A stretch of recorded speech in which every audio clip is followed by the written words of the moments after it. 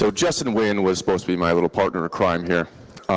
Has anyone heard of the Iowa court case in the States where the pen testers were arrested?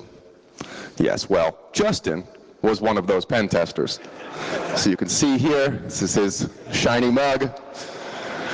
It is still an ongoing court case, so I can't say like too much about it, but I'll say what's public. What's public is that the state of Iowa contracted me and my company, not me specifically, but I did this gig 4 years ago. Justin got it this year. They were doing a red team. Red teams mean like basically anything goes. You can fish them, you can impersonate an employee, you can do all kinds of things that a normal adversary would do. Now, the Iowa court system didn't exactly, or may not have, I don't really know, may not have had permission to give us permission to break into some of these courthouses. There was some confusion about the language of the statement of work. There were some other like minor things, but ultimately it comes down to the state didn't really technically have permission to allow us to do that. So the county cops show up. They pick a lock or something and they open the door, and the county cops show up because they tripped a silent alarm. And they say, oh, hey, no, it's no big deal. We were hired to do this. Here's our get out of jail free card. And in this case, the county cops were like, I don't respect this. I don't care that you have this card that says you're allowed to do this because it's 1 a.m. in the morning and you're breaking into a courthouse. They're like, oh, okay, well, I guess we're going to jail then. So they go to jail for a day. They eat some terrible ham sandwiches, and then our company bails them out. So that's why Justin is not here today, and I'm a little miffed about that. But you know, if he was better at red teaming, he wouldn't have been caught. So. So what I'm going to do, he had some great stories too. You'll be missing out on those, but I have plenty of stories myself. So what I'm going to do is tell you 5 techniques that I use to break into about 80% of the buildings that I'm hired and contracted to break into. These are going to be the default techniques that you're going to want to use that don't require any skill. I'd like to make that one pretty clear. Lockpicking is not going to be one of these. These are going to be just 5 techniques that we use to bypass security mechanisms, not necessarily brute force our way in. Lockpicking, interestingly enough, is actually considered destructive entry because when you're picking a lock, you can actually break one of the pins or cause damage to the lock that makes the lock can't turn anymore. So a lot of places, when they contract you for physical security assessments, will not allow you to pick any locks to get in. That's actually been the most common situation. It's somewhat rare that we get to pick a lock. So I'm going to share the 5 techniques. We're going to start with technique number 1, which is make some friends. This, we're going to exploit people instead of the actual mechanism. These people specifically. The cleaning crews in buildings are almost always independent contractors. They do not work for the company that leases the building, and they don't have a lot of security training. So they don't really care that much when someone who's nicely dressed and has a briefcase and a name badge comes up to the door and gently knocks and goes, oh, I forgot something, can you let me in real quick? And gets their grubby little hands all over the documents they want. So I'm going to illustrate these 5 techniques with one engagement I did where I got to use all 5 of these techniques. It was a bank job. It was 4 branches. We were contracted to break into 4 branches and 1 headquarters. And once we had broken into the first branch, we more or less had won. We're on the internal network. We had sensitive documents and all that kind of stuff. But I was with one of the newer guys of the company, and I also am just a hooligan, and I wanted to just keep going and going and going. So once that first night was done, then it was just like playtime. And I'm like, okay, let's just hit the check boxes on every single one of these. So number one way we got in was the cleaning crew. It was Monday night. It was a 2-week engagement. Monday night rolls around, and about 5 or 6 p.m., I hop in my car with my partner in crime, and we get some snacks, and we get, you know, some water and drinks, and we camp out on the hill with some binoculars, and we just watch the bank branch that we were tasked with breaking into. Now, what I'm looking for is A, what time does the cleaning crew come? B, what are they wearing? Do they lock the door behind them? Do they prop the door open? What doors are they exiting and entering from? Is there a bush I can go hide in? Can I put a ghillie suit on and just like hide next to the door? And as soon as they go in, can I just sneak on in? Because the whole point is just to get in there. As soon as the cleaning crew opens that door, you know it's not going to be alarmed. There's not going to be a silent alarm going off. The cleaning crew is opening that door. It's extremely safe to tailgate or otherwise trick these people into letting you in. Now what I did, Monday night we scouted it out about 7 p.m. a single guy comes in there, and he opens up the door, and then he locks it behind him, and he starts cleaning. He looked like a very nice man. He was also clearly not employed by the bank. He was employed by this third-party contractor service. So that's good, too, because now he's not going to know whether my fake outfit and all that is actually accurate. So I get my suit on. Tuesday night rolls around. Get my suit on, 6 p.m. I've got my fake name badge. I harvested the bank's Twitter account and found some new hire photos, and they had their little name badge right there. So a slight side note, as we were trying to get these badges, I went to a badge making service, and I said, hey, can I get this badge that says, like, Chief of IT Operations or whatever for XYZ Bank? And they're like, they look at me a little suspiciously, and they're like, okay, all right, and they leave for like 15 minutes, and I'm just sitting there like, this is probably not good. I don't really have, like, how am I going to convince these people that I'm actually here for good? So about 15, 20 minutes later, they roll back into the office, and they say, come with me real quick. And I'm like, oh, crap. So I start walking, doing the walk of shame to their office. She closes the door and locks it behind her. And I'm like, first of all, I don't think that is like the safest way of going about this if I was a real criminal. But as soon as I saw that, I knew that she suspected something was amiss. Apparently, meth heads do this a lot. I had no idea, but they were like an industrial sign supply company, and they made a lot of badges and stuff. And so I wanted to get this fake badge. And apparently people come in and try and get fake badges like pretty commonly, and they're usually trying to get drugs out of it somehow. So she's like grilling me in that room, and I give her the contact information for the one guy at the bank that knew I was doing the job, and he settles her down and everything. And I'm thinking about how to circumvent this process. And honestly, I just gave her essentially my letter of authorization, and I gave her a phone number. And she called the phone number. The guy says, yeah, I hired this guy to break into my bank. And then she's like, okay, great. And she prints me my badges. So I'm sitting there thinking, like, maybe there's a missing step here. You're locking me in the room. You're not really verifying anything. It doesn't matter because I got my badge. So I put my badge on and I head down to the bank branch. I got my briefcase on, and the key is to look as unthreatening as possible. So I drive my car up to the front door. I park my car right in front of the front door. I get out with my briefcase, my suit on, and a kind of a happy, dumb-looking grin. Go up to the door, like look around a little bit, a little half smile on, knock gently, wave, real friendly. And as soon as he opens the door, he just cracks it a little bit, and he's like, "Hey, what's going on here?" And I'm like, I just forgot I forgot some documents. I have to get this out before 7 p.m. Is there a chance that you can just let me in for a split second? I'm going to run in there, I'm going to grab my stuff, and I'll get out of your hair. And he's like, yeah, of course. And he just opens the door, and now I'm in. Now I'm doing network drops. Now I'm taking pictures of sensitive information. The one time that we could pick locks in this case was for file cabinets. They allowed us to pick file cabinet locks. File cabinet locks are extremely easy to pick, and banks think that file cabinet locks are like safes. They are nothing like safes. So as soon as I got into the manager's office, I'm picking all of her wafer locks on her file cabinets open, and there's just, there's famous people's financial documents and stuff. It was like an MVP client list. So I just had all of their taxes and everything. So I'm feeling good about this. I'm feeling like this is going to be a good week. I'm going to have a good time. We're pretty much done. I mean, we have network access. We can do whatever we want. At this point, now we can just start breaking into all the other places just for fun and giggles. Technique number 2. This was the second bank branch we broke into. This is the hall pass, and the hall pass, this is my bag, it looks like this. This is a hall pass. I like to call this thing the key to the city because this thing is amazing. So when you look at a door latch, this is the most common thing you'll see. It's sort of a D shape, like a curved D shape and a flat back. When you lock this door, you are not locking that latch in place. You're locking the door handle in place. This latch can still move freely. So when you shut the door and you lock the door, what you can do is just take this thing, hook the latch, and then just pull it out. And that forces the latch to go in, and now you're inside the door. This is amazing. So this is actually a really, really good tool for getting into rooftops. I'm a big fan of going to rooftops.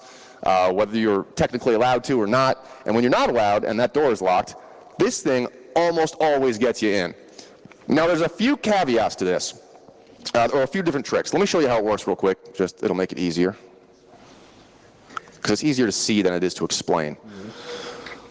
So you see, you just slide it between the frame and the door, you hook the latch. And then just tilt it up and it reaches behind and pulls on this until it slides in and enables you to exit. Now this video makes it look super easy, and half the time it is that easy. You literally just swipe it. There's a couple tricks though that you got to know if you're going to be doing this professionally. One trick is when the door latch is really in there tight. So the tolerances on the door latch are really good, and the door frame is real tight on that door latch. You're not going to be able to just slide it and pull it. You're going to have to put a lot of force into it, which is why I carry a metal one. What you can do, the trick here is to take off your shoe, you hook the latch, you take off your shoe, you get underneath it, and you jam straight up. That gets you a ton of leverage against a really tight latch that will let you get into a lot of these doors. The second trick here is if there's a door guard. People are sometimes getting smart to this, and they'll put this little door guard on the door. And this was supposed to prevent exactly what we're doing, the hall pass attack. However, Justin Wynn had a good story about this one. There's two ways to bypass this. Number one is a shoelace. You can take a shoelace, and you can just thread it from the top all the way down to the bottom, making sure you're behind the latch, and then just put your foot against the frame and just jerk it. That'll open it up. That's my go-to. That's not always going to be possible, though, because sometimes door frames have these weird, like, angles in them. You got to take, like, a right angle and a left and a right and a left and a right, and you got to go around this kind of maze to reach the latch. In order to bypass that, Justin Wynn and actually his friend that he was doing the engagement with that also got arrested made a kind of a clever technique that I've never seen or heard anyone else doing. I'm not sure if they made this up themselves or if it was something that, you know, they picked up on the way. But these are your best friend. These are dollar cutting boards on Amazon. They are stiff but flexible. So what you can do is cut this notch into the side of one of those cutting boards, or the corner of one of those cutting boards. Cut that notch in there, and that thing is just the perfect amount of flexible and stiff to go around all the little edges. And the trick there is to put it in corner side first. You want to jam a corner in, kind of slide it down a little bit, and then start working it up and down as you work it in. That's the trick with these things. So they're doing that, and they're doing this against a very famous museum, I guess I'll say.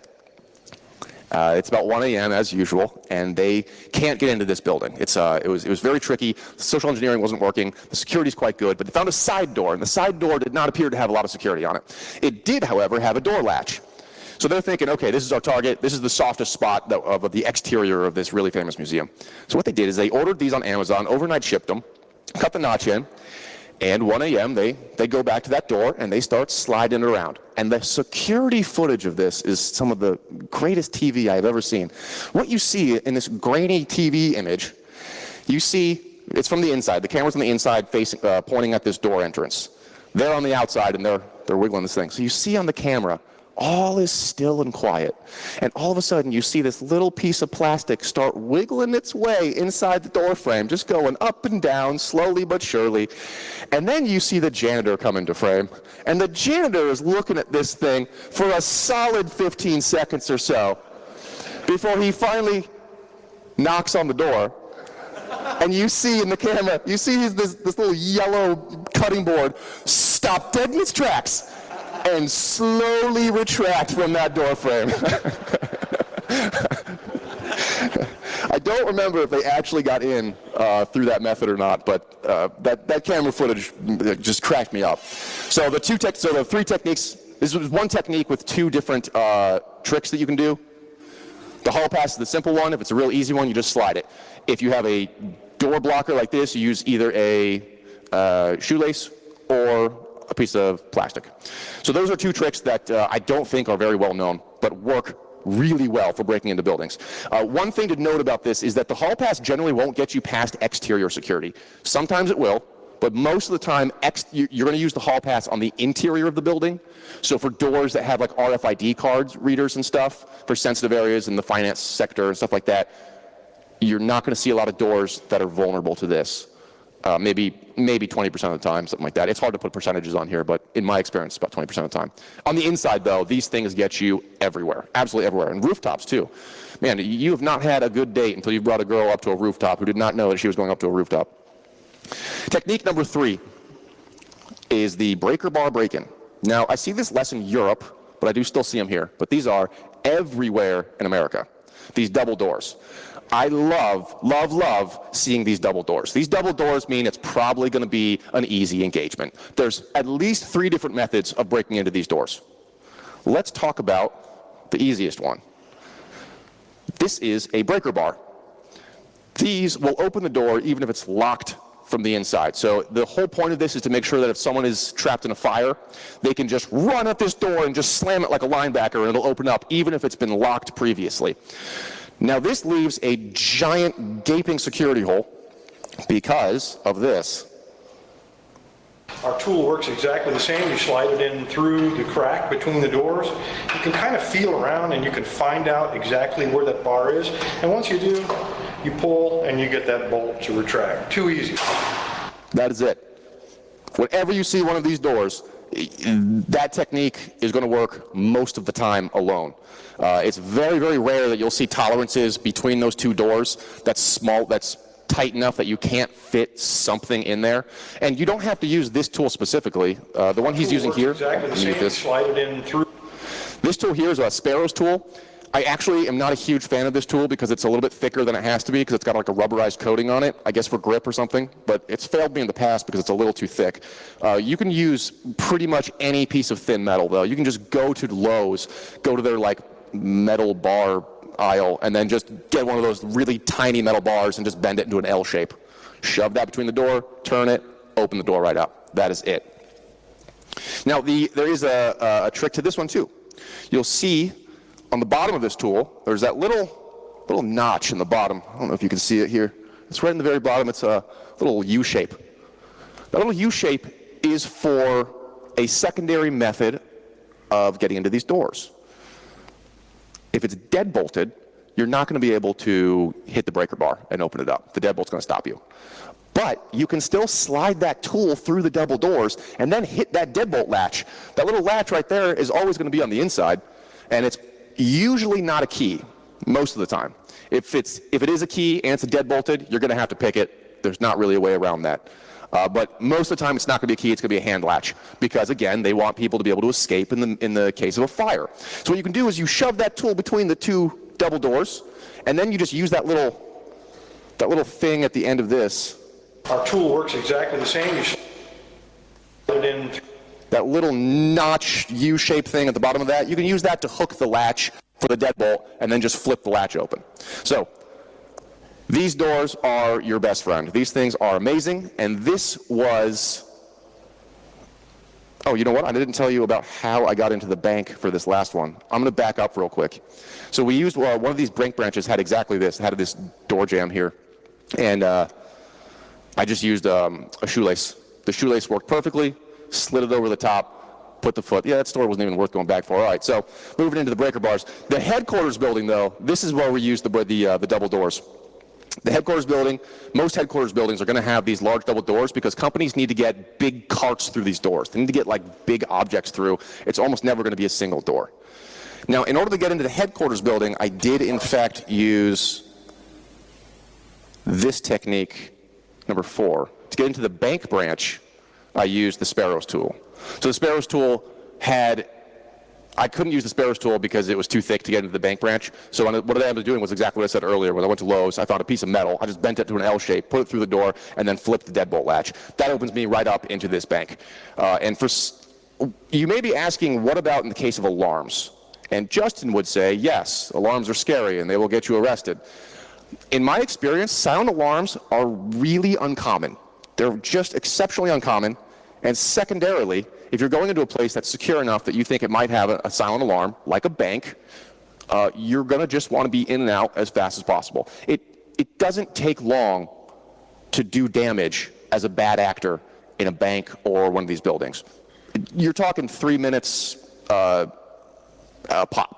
So if you jump in there, you trip the alarm, and then you just throw your network jack into the wall, so now you have remote access into their network, well, you now have the crown jewels. I mean, you can start using a responder and capturing password hashes or spread around the network that way. So all you need is a couple minutes in the building and then you get the hell out. The cops are going to take at least a few minutes. And even if the cops show up, you still have the option of running. Working on the treadmill is pretty important as a pen tester. I have had to run quite long distances, including from armed guards, and it has really paid off to be at least in somewhat good shape. So one of the bank branches, we just popped that latch and got right in. They didn't have a silent alarm. You can check for those alarms. There's usually a magnetic connector on the top of the door or somewhere around the door frame. So we real quick just scanned that to make sure there's no electronics in the door frame. Made sure there was no silent alarm, and then just went to town, eating their snack food and finding all the good stuff. Now the fourth technique is what we use for the headquarters building. And that is the canned air trick. I love this trick. It is highly, highly effective. It takes advantage of this thing. This is a REX sensor, a request to exit sensor. I actually noticed this building has one of these in the main doors. I didn't know how common these were in Europe because I have only done a couple gigs here, but I have seen them in a lot of buildings in the past couple days. So I do think that this is going to be a somewhat universal one. These are everywhere in America because of fire code. Fire code says when there's a fire, you have to be able to escape even if the doors are locked. So what this is it measures heat and motion. This is going to be on the inside of the door, not on the outside, so that if someone's running towards the door and the doors are locked, this thing will unlock the door because it notices motion and temperature change. It's actually not heat, it's temperature change, which we are going to exploit using one of these, a canned air keyboard cleaner. These things are really great because check out what happens when you turn them upside down and spray them. Minus 46 degrees Celsius. Minus 49 Celsius. That's fantastic. That's a huge temperature change, and you can see that it makes a big cloud. When you just spray this upright, it just looks like see-through air. It doesn't help anybody. Turn it upside down, though, and now you have this massive cloud of coldness coming through the door. So this is the easiest way of taking advantage of REX sensors. You just put that little tube that it comes with. It's super, super narrow. You just shove it between the two doors, turn it upside down, spray it, pops right open. This is a bank headquarters. I just walk up to the door in a suit and tie, spray it, and I'm in a bank headquarters. This stuff works flawlessly. I love this trick. I always have canned air on me, just in case. Just like I have the hall pass on me, just in case. But there's actually some variations to this one. One of the variations, because you only need to have heat, a change in temperature and motion, there's an enormous amount of things you can do to shove into or under or around that door that creates a temperature change in motion. So check this one out.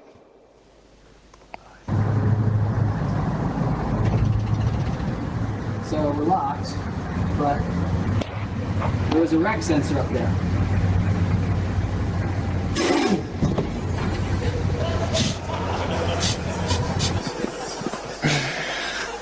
You can heat things up in your mouth and spit them out as long as they're not perfectly clear. I think you can even use water.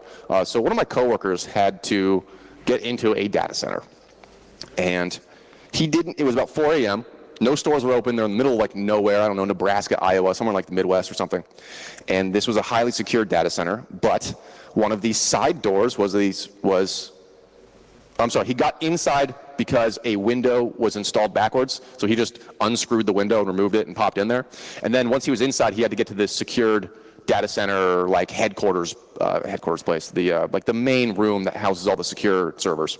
And in order to do that, they had a REX sensor behind the door, and the door was RFID and locked, and I don't think he was allowed to pick it or anything like that.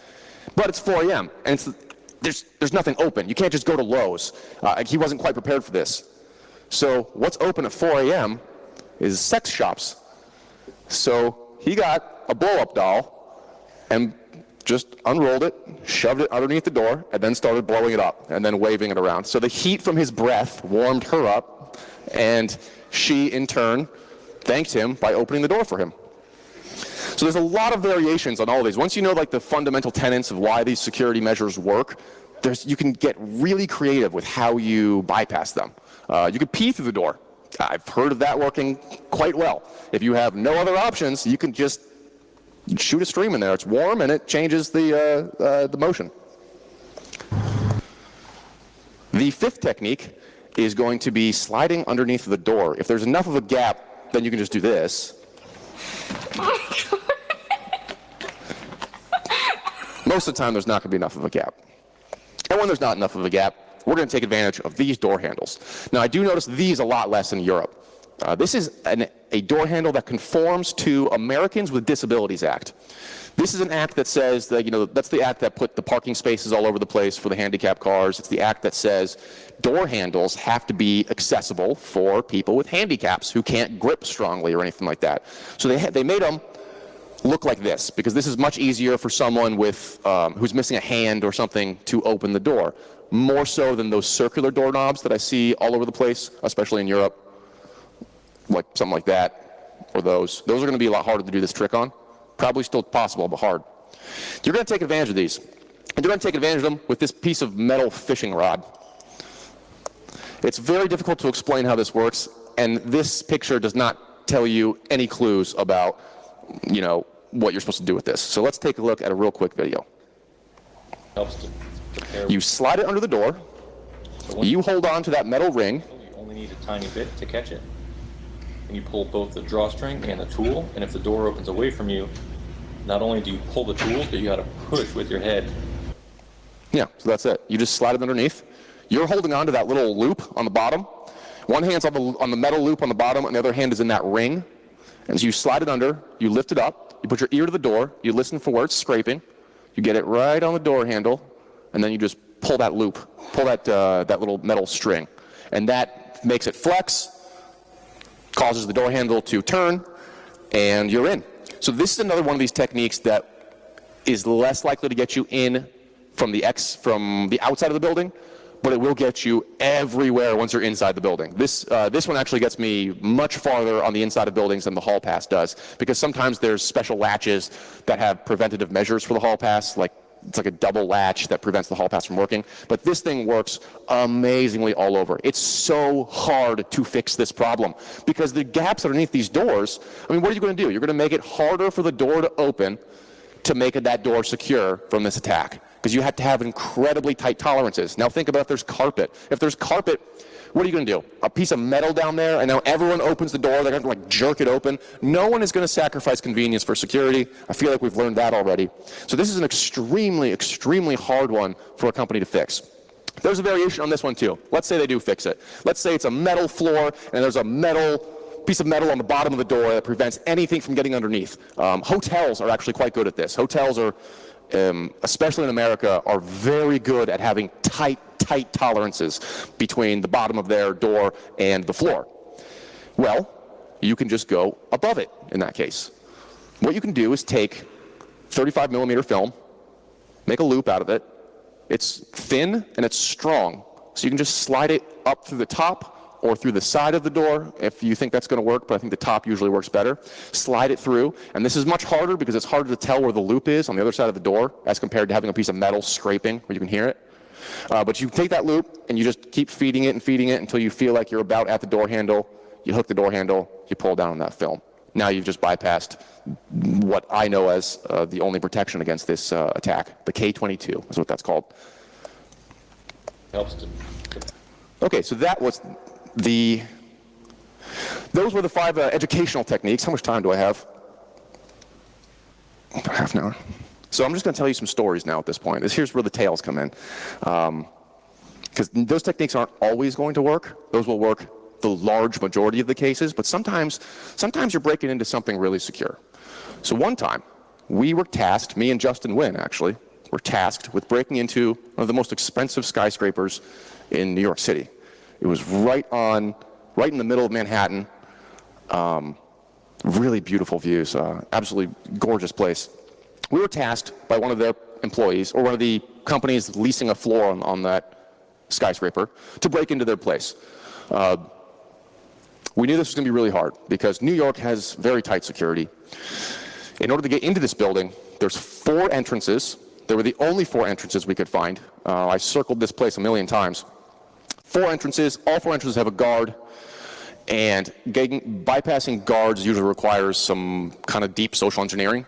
You're not going to be able to like just walk in with your burglary set in your backpack and then spill some coffee on the ground and then just like sprint. You're going to have to probably figure out a trick to get by those guards. I don't like dealing with guards. Anytime I get the opportunity, I'm breaking in after hours.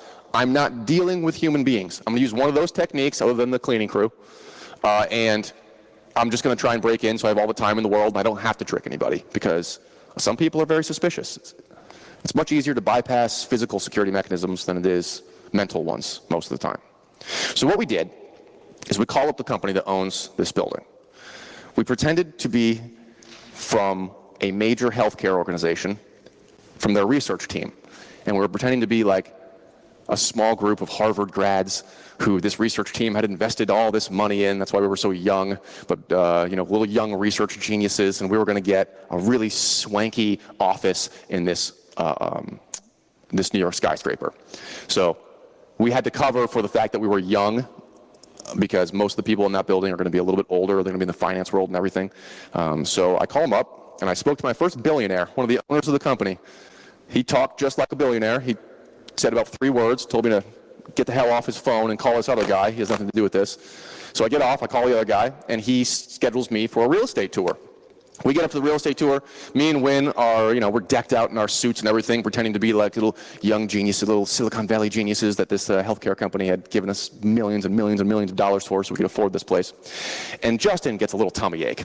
We're up on the 50th floor or something, and we're just taking pictures of the views and all that kind of stuff. And Justin's like, oh man, I ate some bad chicken or something in that street vendor outside. Do you mind if I go check out a restroom? And the guy, the tour agent, who got us right past the guards, he just says, waves at the guard. The guard already knows him. So we bypass the guards that way, take the elevator up. He says, yeah, of course, like there's a bathroom down that like 1 floor or something. And Wynn's like, oh my God, no, I think I'm gonna throw up. I'm just gonna head out. Or I'm a 2-minute walk from this place. I gotta bounce. Dan, can you take care of this? And I'm like, of course I can, yeah. So he bounces out, and what he actually does is goes down 2 floors. So he goes down 2 floors to an empty floor. We thought it was empty, I should say. But it looks like it's under construction. There's like no carpet, there's no offices, nothing like that. So he ends up going to the bathroom, but the men's bathroom was locked. The women's bathroom was the only one that was unlocked. We assume this had something to do with construction. Who knows why. So he goes in there and he sits down, and he's just chilling there for like half an hour. I bounce out of there. I go home. I'm having sushi. I'm having a good time, and he's still stuck up there.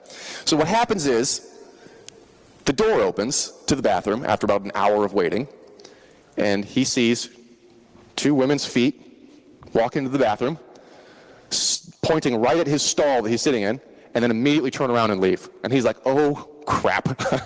He's got big old man feet, so I have the feeling that those women could tell that that was not another woman in that stall, and they call security.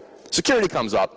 They go, they knock on all the doors, like all the stalls and stuff, and at first he's just being quiet because he doesn't want to give himself away or anything. But eventually he realizes that there's no getting out of this one. So the security knocks on the doors, and he goes, oh, I'm so sorry, I just have a stomach ache. Like I had to run down here I'm on a tour upstairs. I had to go down here. I'm so embarrassed. Like if you give me 10 minutes, I will be out of your hair, out of this whole place. And the security guards apparently thought that was good enough. And they were like, all right. So he waits for them to get to the elevator. He hears the elevator doors shut and leave. And their mistake was leaving. Somebody should have waited there with him.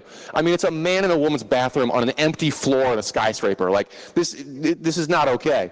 So that was their mistake. He did name drop the company we were working for along with our point of contact, which probably helped, because I'm sure the guards know the main people that work and live in that building.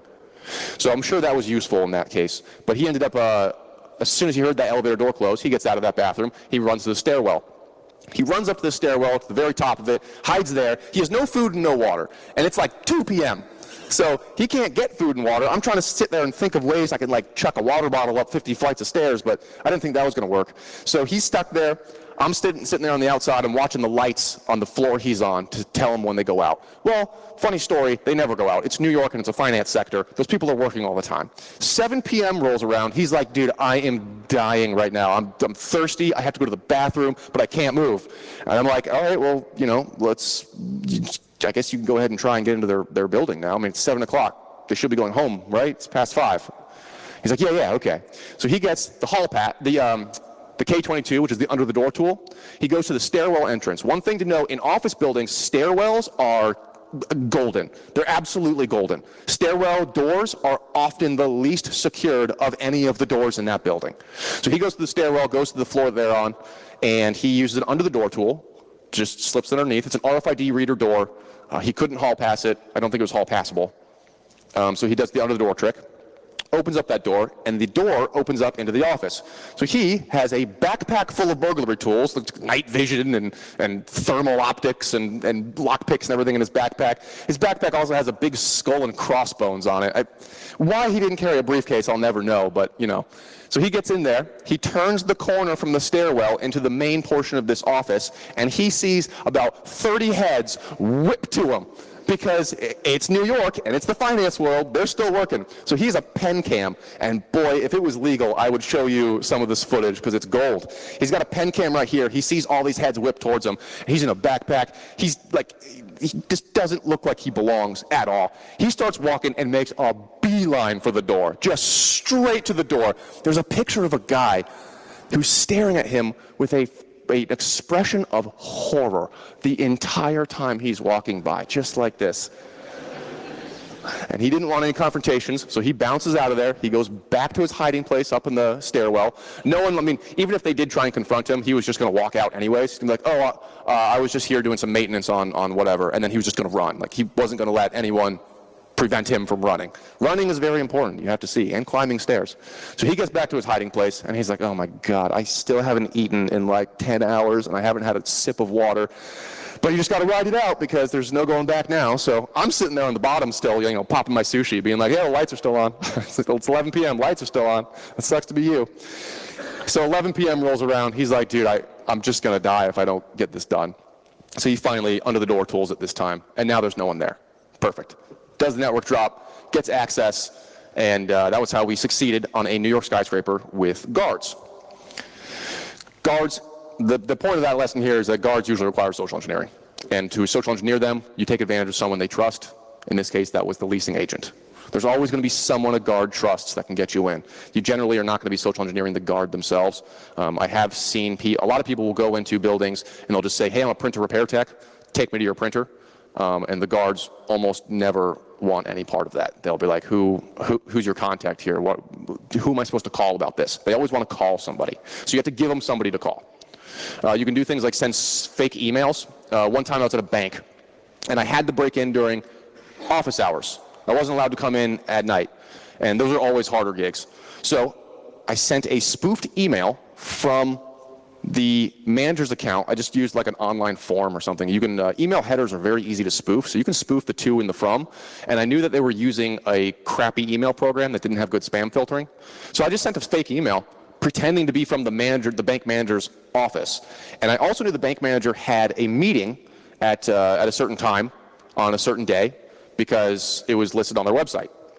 So I sent an email saying, hey, I'm going to be in this meeting from 1 p.m. to 2 p.m. I have someone coming to work on my computer during that time. And I sent that to the front desk. And I sent it to the front desk right after she left for the meeting. So there's no way the front desk can just turn around and be like, oh, hey, you know, you could have just told me that. So that's another example of how you might get in using social engineering rather than one of these physical security tricks. Let me tell you about my first bank job, because that was actually, that job I just described was the second one. The first bank job, I didn't even know that physical security was a part of this job. I got hired to be a network hacker and a web app hacker. So they tell me, hey, you got to break into this bank and you got to get network access. It has to be office hours again. I hate these gigs. I hate it when it's office hours only. I just don't want to interact with these people. So office hours roll around, and I go in. I have a fake badge, as usual. I have a pretext that I go up to the bank manager with. And this, again, this was one of my earliest gigs, so it's not going to be necessarily the most sophisticated one. But I go in and I say I'm from IT. I know the VP. I know the VP of IT. I start dropping names. John Wagonblast. It's not his real name, obviously. I'm like, John Wagonblast sent me here. We're getting a lot of packet loss between your branch and the headquarters. So if you guys could just show me to a computer real quick, we're going to do some little diagnostics there. And the guy's like, oh, okay. And he looks at my badge and he looks at my fake ID. And he's like, okay, well, we have a cubicle over here and an office over here. And I'm like, I'll take the office. Thanks. I'm going to the office. And I'm like, okay, hey, can you log in for me real quick? As if an IT employee doesn't have I log in. And he goes, yeah, of course, okay. He logs in. He's like, okay, let me just go call John real quick. I'll just verify that you're supposed to be here at this time. And I'm like, yeah, whatever. I'm already, dumping his passwords, using tools like Lasagna from back in the day. Dumping all his clear text passwords from his Wi-Fi, from his Outlook, from his web forms, all that kind of stuff. So I'm already in great shape. I can probably go impersonate this guy when I get home, even if he kicks me out right there. He leaves. He can't get a hold of John because I came exactly when John goes to lunch. I know John's never going to answer his office phone if he's not in the office. He comes back 5 minutes later. He goes, I'm so sorry. I can't get a hold of John. I'm so sorry. I can't let you continue because I just don't know who you are necessarily. Like, I don't know if you have permission to do this. And I'm like, John really needs these trace routes. I mean, he was adamant that he wanted these very quickly. And he's like, I'm so sorry. Like, I just want to help. Like, but I can't though. I can't. I'm so sorry. After 5 minutes of arguing, I pretend to get pissed off, slam my laptop closed, stare at him for a minute, and then start walking out. As I'm walking out, I turn around and I say, listen, can I just get a cup of coffee or something, please? And he's like, yeah, of course. The break room is right over here. Break room's right over here. I'm like, all right. You're a good guy. He lets me in there, and I immediately start searching for any kind of Ethernet jacks I can find. Anything. Printers, phones, even just refrigerators sometimes nowadays. I'm just scaling the walls looking for an Ethernet jack somewhere so I can plug back in and start stealing more stuff. Because this is my first bank job. I want to push the limits. I don't want to just be like, hey, I'm going to get out of here now. He got me. I mean, I succeeded, but he got me. I'm like, I want to crawl through the ceiling and do some Splinter Cell shit, something like that. So I can't find an Ethernet jack. I'm sitting there thinking about my options. I'm like, okay, it's a drop ceiling. I can go in the ceiling. There's a bathroom over there. I can hide in a stall. Neither of those sound like a good idea because they're going to take too long, and I'm just going to get caught in the bathroom. But the office is still open, and the lights are off, and it's right around the corner. So why don't I just go back to the office? So I head back into the office, and I crawl underneath the desk. The way the desk is set up, it's facing the door. There's about a 2-inch gap between the bottom of the desk and the door frame. So the lights are off. I know he can't see me because I'm behind this curtain on the desk. And I go back to town. I've got my laptop out underneath the desk, just happily hacking away in the dark. Green text flying across my screen. And then a couple minutes later, I see his feet, because I can only see the top, the bottoms to the tops of his feet. And I see him walk towards the break room because I've been in there for 15 minutes, and there's no coffee to be had. So I pray. I'm just sitting there. My heart is pounding. I see the footsteps, and I hear him start coming back. And I'm like, just walk right by. Walk right by. Don't look in here. He can look, he wouldn't be able to see me, but he would eventually, if he walked in, he would. So I see his feet just walk right by, and they stop right in front of the office door. And I see his toes point into the door, and I'm like, crap. He takes a couple steps in, he looks under the desk, and he sees my smiling face with green text flying across my screen going, John really needs those trace routes, and then going back to hacking. It couldn't have been more than 60 seconds of him standing over me, slack-jawed, wondering what to do in this situation, when I was like, I can't take the pressure anymore. I cracked. I'm like, okay, I'm done. Close my laptop. And this was when he said, or he got a little suspicious. So he looks at me. I'm closing my laptop up. I'm like, great, I got all the stuff. And he's like, can I see that laptop real quick? I just want to make sure it's branded with our company. It's like an issued laptop. And I'm like, yeah, okay. Hand him my laptop. He starts spinning it around like this, inspecting it, looking at the service tags, all that stuff. And he nods, gives it back to me. I'm like, okay, I guess that's it. And the only mistake I made here was on the way out. If you successfully do a social engineering gig, you don't tell them you were social engineering them at the end of that gig. So I slide that paper across. I didn't know that. I slide the get out of jail free card in front of him, and I see his face the color drains from his face. And he was such a nice guy. It really kind of ruined the entire engagement. So I've never done that again. Now I just leave, and they can learn next week that I didn't actually work for that place. Let's see. How much more time do I have? 15 minutes? Okay, I'm going to tell a real quick one, and then I'll take a couple questions. The water treatment facility. The casino gig. That was a fun one. Well, you got to break into a casino. It was a red team. Anything goes again. Fish them, impersonate them, pick a lock, break in, anything except breaking doors and stuff. This was an engagement that we had done for 3 years in a row, and every year this casino has gotten better and better. They fixed everything that we got them with every single year, and I knew this was going to be really difficult. So I walk in there, and it was like the holy grail just lit up in front of me. I assumed that this was going to be like a 50-50 chance of failure, just because of how good they were in the previous years. In the previous years, we'd actually only gotten them on a 2-week engagement. We got them on the second Friday of that 2-week engagement. The final day we could have gotten them, we got network access and DA and all that stuff. So I'm like, no one's going to blame me if I fail on this one. It's a casino. They have very good security, cameras everywhere, and entire teams watching those cameras 24 hours a day. But as soon as I walked in, I see the business center. And the business center is where you can print out documents and stuff at hotels and everything. It was closed. And I'm like sprinting up to my room as soon as I saw that business center was closed, because that gives me a perfect pretext to make the clerk open up my file from a USB. I put a little macro document on my USB. It's one of those macros that as soon as you hit, it looks like it's encoded or encrypted prior to hitting enable macros. As soon as you hit enable macros, it like it says like decrypting and flashing letters, and then a skull and crossbones pops up, and now you get an actual document. So I put one of those on there. I give it to the clerk. I say, hey, listen, man, like I have a meeting in like 3 minutes. I really, really need to print this out. Your business center's closed. Like, how is your business center closed? Like, you're a hotel. You're supposed to be able to print stuff. He's like, oh, okay, here you go. And gets the USB, sticks the USB in, sees it's all like weird encryption nonsense. And I'm like, yeah, it's macros. You just have to enable the macros. That's it. Just hit that button. And he's like, okay. He hits the button. And then as soon as he hits that button, there's like a 3-second pause, and I hear my phone buzz, and I'm like, oh, God bless America. I knew I had the shell there. And so from there, we were able to just start bouncing around. We did the credential shuffle, if anybody's familiar. He was an administrator on like one other computer.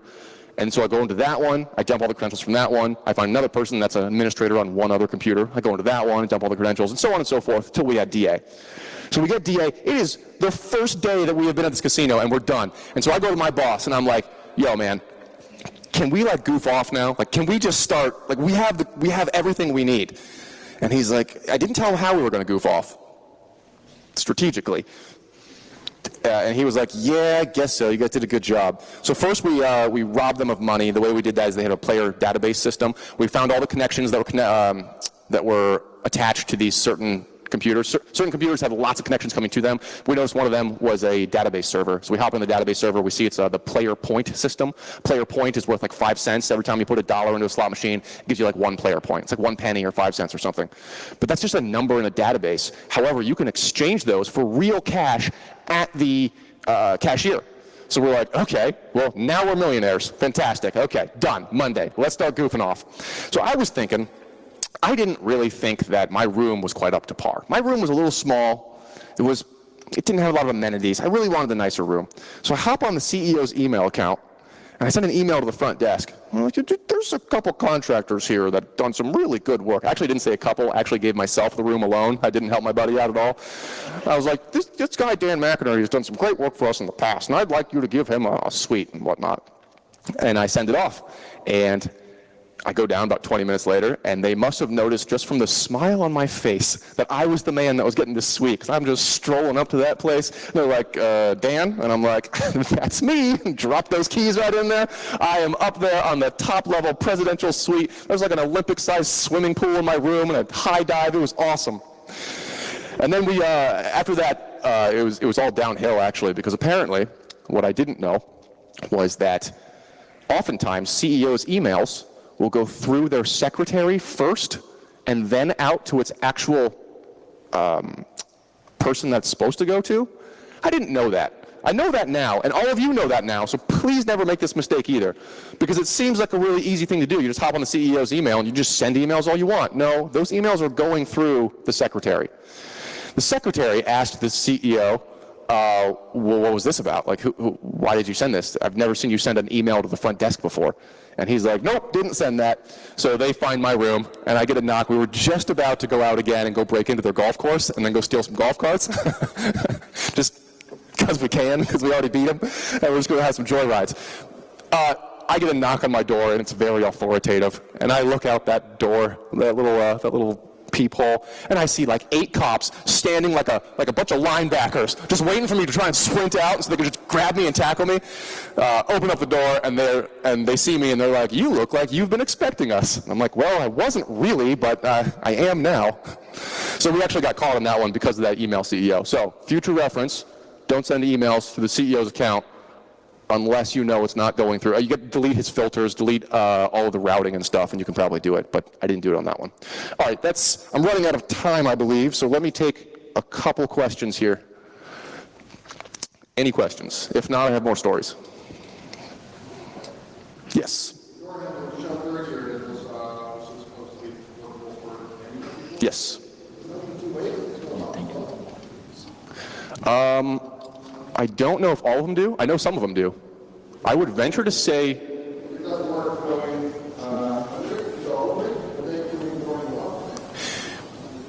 In my experience, I've definitely seen door handles that work going up and down.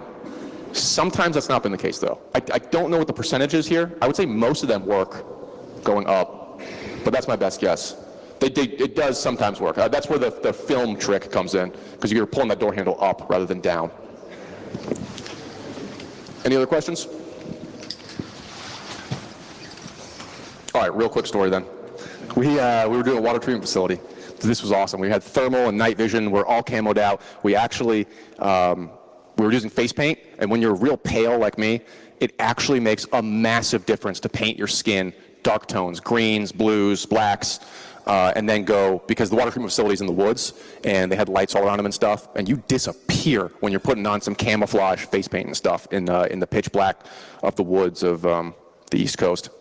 So we drew in that. We did that for a couple nights. We broke in. We used the thermal to track the guards. We hopped over all their barbed wire fences. Barbed wire fences are a joke. They're essentially a ladder into the place. You just take a piece of carpet, throw it over the fence. Now you're not going to get popped. And you just climb the fence like a ladder. It's so stupid. There's like 12-foot barbed wire fences. And this was actually also with Justin Wynn. We were like, oh no, that looks like it's going to be hard to get over. And then, of course, you get over the first one, and you're like, this is silly. I don't know why people even use this for security. So we're doing that for a couple nights. We started running low on our face paint and stuff. Our favorite colors were green and blue. They just blended really nicely. So we just used the colors we had left. And so we're pretty completely covered from head to toe in the stuff. So we go get some food right after this. We're geared up. We're ready to go. We want to get a little energy in us before we go. So we pull into this fast food place. We hand the guy our money, and he looks at us like we're crazy people. Like he wanted to punch us in the face. And he just tosses the bag in our car. And we're like, what the fuck was that about? Like, that's weird. And then we look at each other as we're saying, that's weird. And we're like, oh my God, we're in blackface. On that same engagement, we were coming through, in order to get to the place, we can't park in there's a community park north of the water treatment facility. It's a pretty isolated location surrounded by woods. The community park, we can't park there because the parking is flat, and we'll be the only car there, and the park is closed. Cops will show up. Guaranteed. So we had to park in a residential neighborhood about 1 block north and then find a pathway, like a city-owned pathway, to get back to this park and start wandering into this water treatment facility. We get past one of these houses, so we're walking on this path that goes to this park, and we're in a suburban setting. There's houses all around us. We walk past one house as this pathway cuts through them, and a dog lights up on us. I mean, just goes crazy yapping at us. And we are in camo and face paint, and we have giant backpacks with grappling hooks and stuff in them. This is not where we want to get caught. We don't want anyone to see us at this point. It's probably midnight, I would say. This dog goes insane. The loudest little yapper I've ever heard. And after, we freeze for a second before we're like, well, crap, do we just start running? Like, we don't see anyone around us. What do we do in this situation? Turns out, the owner of the dog, as soon as he hears the dog start, lighting up, he goes, Fenton, get the hell in here! Will you shut the hell up, Fenton? He is screaming at this dog as loud as that dog was screaming at us. And that dog looks so sad. He goes into the living room of this guy's house because his back door was open, and he's just sitting there nervously shaking his tail when he looks up, and then he looks at us again, and he looks back at his owner, and we're like, sucker. So the one time this dog actually lights up on real-life burglars, he gets the crap yelled out of him. That house is not going to be safe for many years to come. I think that's the end of my time. So thank you very much. I hope you guys learned something. and have a good rest of your week.